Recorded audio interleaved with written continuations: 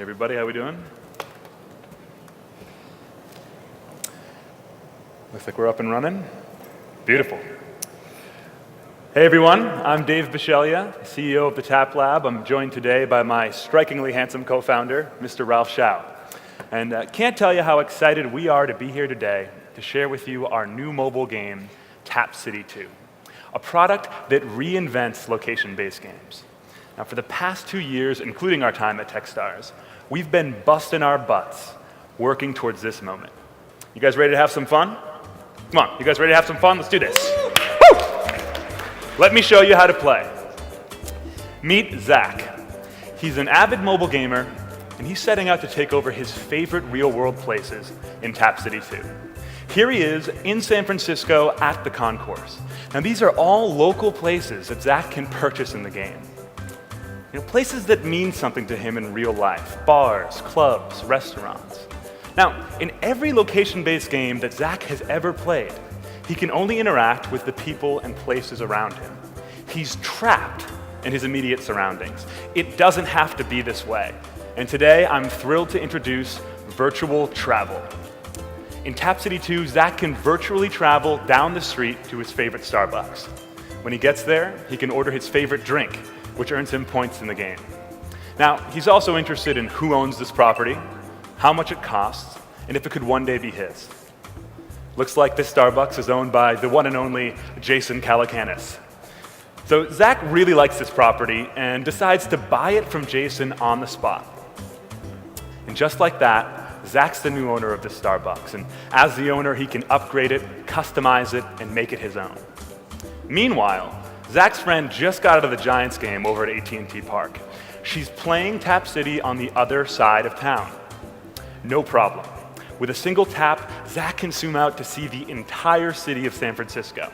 He chooses South Beach, hops in a cab, and makes his way across town. Now, when he gets there, he can give his friend a high five, which earns points in the game. He can send her a gift like a plane ticket, and we'll get to that later. Or he can choose to mug her and steal her money. But wait, there's more. Zach's friend owns the Froyo shop down on King Street. And in Tap City 2, Zach can virtually travel there and help her out by ordering a cup of frozen yogurt, or he can sign up to work there as an employee. Either way, both players get real in-game value from playing together. This is how location-based games should be played. Now, if Zach continues to work here, he can unlock real-world rewards, like $1 off a cup of frozen yogurt at the place his friend owns in the game. And that's the way location-based games should be played. In Tap City 2, Zach can explore the entire world. But wait, there's one more thing. In Tap City 2, Zach can buy a ticket for a flight to New York City. He can take a trip to London. He can even fly to Paris. When he gets there, Zach can interact with the locals. He can explore the streets of Paris. He can even go to the Eiffel Tower and collect a souvenir to take home and show off to his friends. And that's what this game's all about. Freedom. The freedom to play anywhere, at any time, and the freedom to boldly go beyond the check-in. Today, we're announcing the launch of our exclusive beta, and we'd like to invite all of you to get in on the fun. Go to tapcity2.com to grab your username, lock it up with an email, and request an invite. Now, we recently closed our seed round with some top-notch investors, including Don Dodge and the founders of Harmonix. And today, we're actively hiring rock-star developers and speaking with passionate investors who want to help us take this company to the next level. At the TapLab, we're teaming up with our players to take over the world, and we'd love for you to join us. Thanks so much.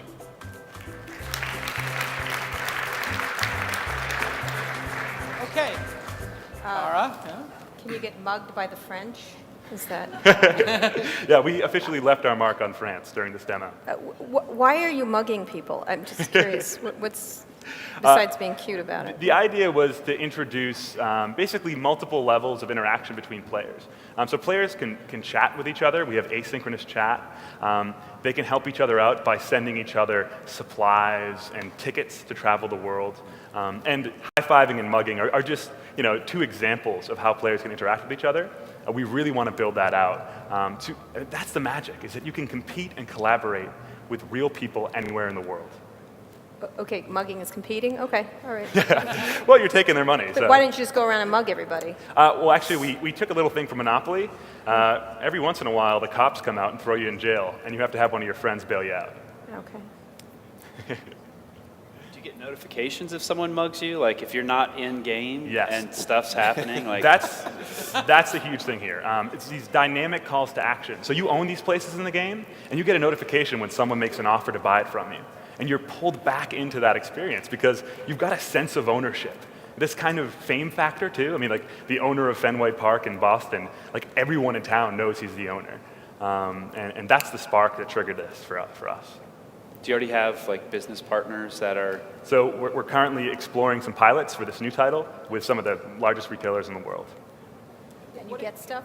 Like, you just got a free yogurt, a fake yogurt, but Yes. can you get an actual yogurt? Or Definitely. And think about what we could do with this travel mechanic. We had Virgin Airlines in there as an example. But having featured destinations that players can unlock real-world tickets to. In fact, I mean, our virtual goods model, we charge players for these tickets around the world. But what if we incorporated a frequent flyer mile program? It's just so much incredible stuff we can do here. It's really in line with gameplay. So, sorry, I was just wondering if you can go over like what your background is in game mechanics or other Yeah. areas. So Ralph and I started this company right out of college. We've been doing this for the past 3 years. And we've surrounded ourselves with folks that really know this stuff. We're close with the founders of Harmonix. They're on board as advisors and investors. So you said you've been working on this for 3 years? 3 years, yes. Okay. What's current? 2.0 product. Yes. Okay. What are current levels of adoption or with the previous product? What So was kind of high our level? first product was Tap City 1, and it was a prototype. So we bootstrapped development, virtually no marketing spend. We got more than 10,000 people playing the game. And really, it was the perfect test kitchen. During Techstars, we learned all this, we worked with our mentors, and we're applying it in this new game and swinging for the fences. Do people really, I mean, when you introduce the notion of this real-time, real-world monopoly, people tend to stay where they live or amongst their actual community, or do they actually travel and go to other places? That's the thing, is in this first game, in really high-density areas, we saw ridiculous engagement, like 25 minutes a day. But the retention just wasn't there because people were locked in their immediate surroundings. And even in like the alpha test we're doing now, people explore forever. They're exploring the entire city of Boston.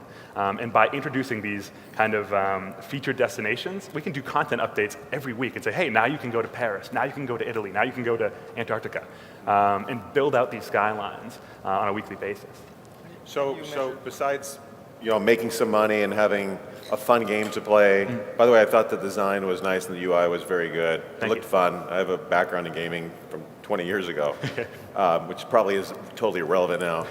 My real question to you is, why are you doing this? How is this really changing the world? Why do we need another game like this? Totally. I think it's interesting. We've looked at location-based gaming to date, and for the most part, it's been gamified social utilities and local deal finders, not real games, not real compelling, collaborative and competitive games. And that's what we're really trying to do here. But also building a sense of world community. I mean, the fact that I can go to another country and I could mug someone, or I could chat with them and actually collaborate with them.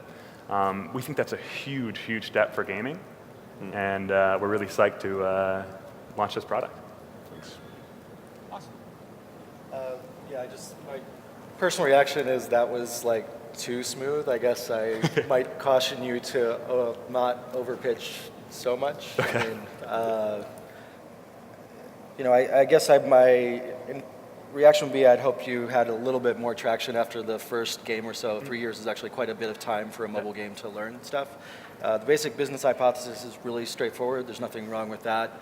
Somebody will probably make a lot of money in this space, but you'll probably have to compete with a lot of other folks to get there.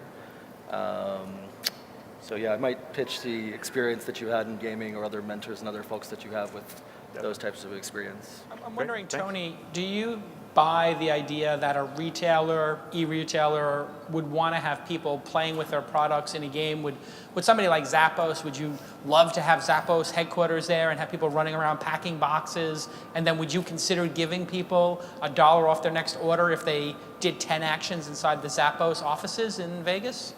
I was actually trying, because I'm not much of a game player, so I was actually trying to think of, trying to understand and think of how it would fit into stuff we're doing at Zappos. And I was actually thinking of it more from a community element, because we're in the process of helping revitalize downtown Vegas as part of our campus move. And so it might be interesting for people to, like, if they go to, in our case, a place in downtown Vegas that is an empty lot or something, and someone says, oh, wouldn't it be cool if this parking lot was a beer garden? And then someone else might come along in the game and say, oh, I'd go to that, or I want to help support that, and then kind of virtually use that to create a passionate group of people or community to actually affect change in the real world. Definitely. So. Yeah, I mean, local giving is something we're really excited about, allowing players to basically give back to the community. And we've got this dual currency system that really will power that. Awesome. Let's hear it for the TapLab.